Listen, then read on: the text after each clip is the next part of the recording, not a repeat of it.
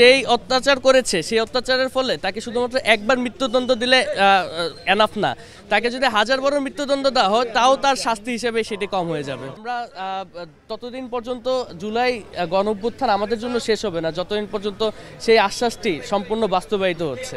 তাই আমরা আমাদের জায়গা থেকে আমরা আমাদের কথা বলে যাব এবং আমরা আমাদের যেই আশা ভরসা আছে এই দেশের জনগণের প্রতি, সেই আশা ভরসা বাস্তবায়িত হবে এই আশা করে আমরা সবসময় বাংলাদেশের জনগণের প্রতি চেয়ে থাকবো। আজকে যে রায়টি হচ্ছে সেটি আসলে আনুষ্ঠানিক শুধুমাত্র একটি কোর্ট থেকে প্রকাশ করা। বাংলাদেশের জনগণ 5ই আগস্টে ইতিমধ্যে এই রায় দিয়ে দিয়েছে। তাই এই রায় থেকে প্রত্যাশা হলো বাংলাদেশের মানুষ 5ই আগস্টে যেই আকাঙ্ক্ষা প্রকাশ করেছে বাংলাদেশের সামনে, সেই আকাঙ্ক্ষাটা যাতে আজকের এই রায়ের মাধ্যমে বাস্তবায়ন হয় সেটাই আমাদের প্রত্যাশা।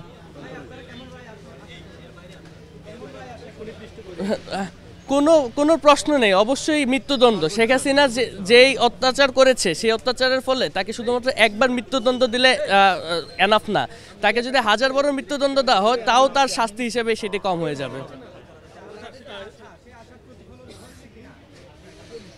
অবশ্যই এই নতুন বাংলাদেশে হাজারো শহীদের রক্তের উপর দাঁড়িয়ে আছে এই নতুন বাংলাদেশ, এবং এই নতুন বাংলাদেশে সেই আশার প্রতিফলন ঘটবে সেটাই আমরা আশা করি, এবং আমরা আশাবাদী যে আজকের রায়ের মাধ্যমে সেই আশার প্রতিফলনটি ঘটবে। আজকের রায় প্রকাশের মাধ্যমে যারা শহীদ পরিবাররা রয়েছে, আহতরা রয়েছে, তাদের আসলে যেই উচ্ছ্বাসটি সেটি প্রকাশ পাবে না।